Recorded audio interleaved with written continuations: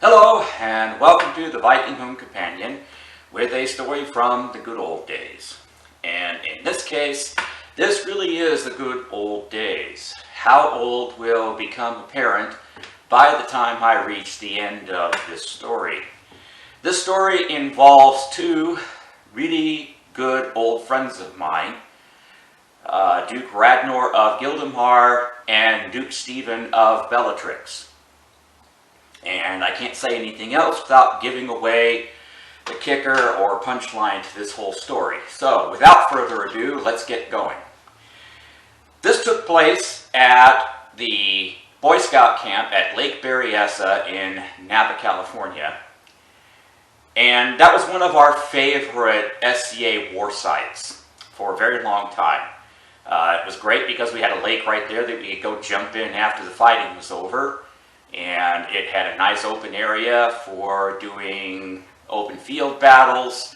There were places that we could easily turn into castles with some hay bales. And there was a great forest area to go running around in. There were not just a bunch of trees, but it was completely overgrown in Scotch broom, which is a pretty dense, high-growing plant that is actually an invasive species and can take over an area pretty aggressively. But for us, in this particular instance, it left us with a whole bunch of trails running through the forest. And again, it was so dense, it was almost like running through a dungeon maze from Dungeons and Dragons. So we could add the fantasy factor to that. And at this particular war, it was set up to be an all-day resurrection war. There were no set scenarios and no set battles. There was a river designated to run through it with a bridge and a ford. There was a village. There was a castle. There was, of course, the forest area. And the rules were that you could come off after being killed to put 2 beans in a jar to signify a death, or if you were just wounded, you could come off and drop 1 bean in the jar and then go back out. The entrance to the battlefield was a designated bridge right on the road, and the rules also stated that you could not attack someone as they were on the bridge. They had to come off the bridge before you were allowed to attack them. The idea was to try and stop getting any battle too close to the resurrection point. That's one failing that sometimes can happen with res battles, is that the battle gets closer and closer and closer to the resurrection point. So we tried to eliminate that at least a little bit. So there was no real breaks through the day other than the lunch break. Basically, if you were coming back to resurrect and you needed to, pop your hat, get some water, get some Gatorade, grab a snack, and then go back out. Since it was going to be an all-day res war, you were pretty much guaranteed to get as much fighting as you really wanted. So this particular incident, though, takes place as most of us VIN holders had decided to take a break. We had come back to resurrect, and instead of going out individually, we decided to hang out until all of us were together. And while we were hanging out, we got some water, Gatorade, snacks, and so on. We had our helmets off and were cooling down and relaxing. And then we saw His Grace, Radnor, come trotting off the field.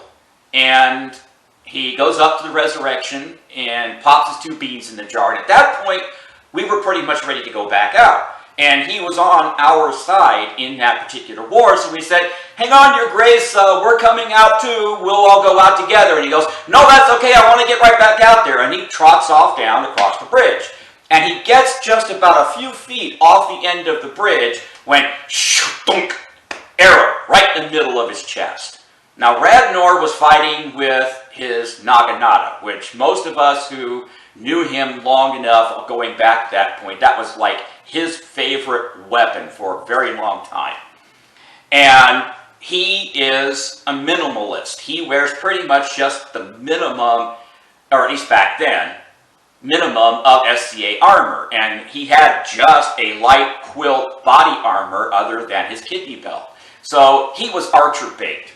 Now you have to remember, archery back then was wooden shafted arrows with a strip of fiber tape on it, so strapping tape, and then 3/4 inch bird blunts. To be able to fight, you had to have screening or perforated metal over your face.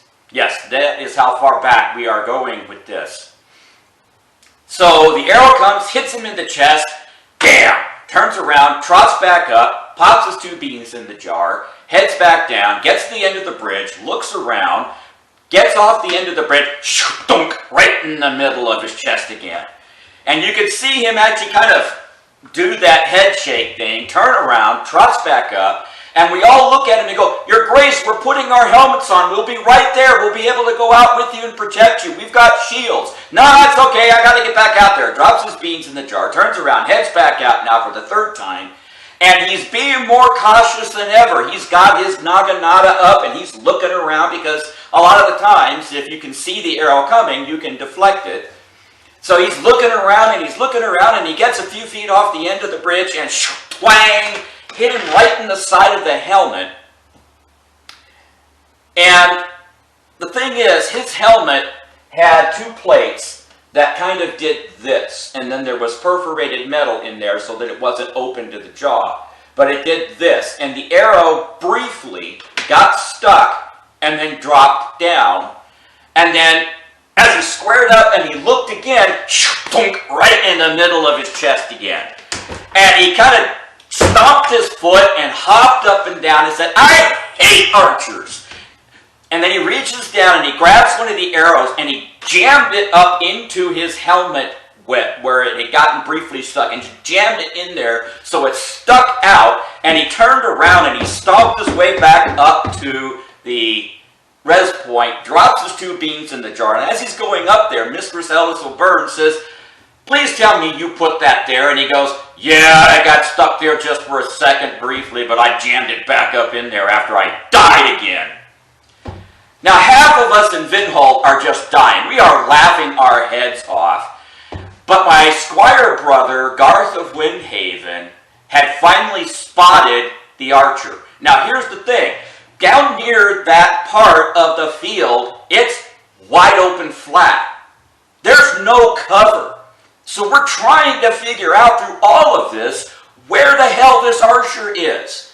Because if he's not close by, he's taking a hell of a long shot from cover to get his grace. And that's a really good shot. Although back then, because of the aerodynamics of the types of arrows, you could get a good range shot with decent accuracy. Not like nowadays.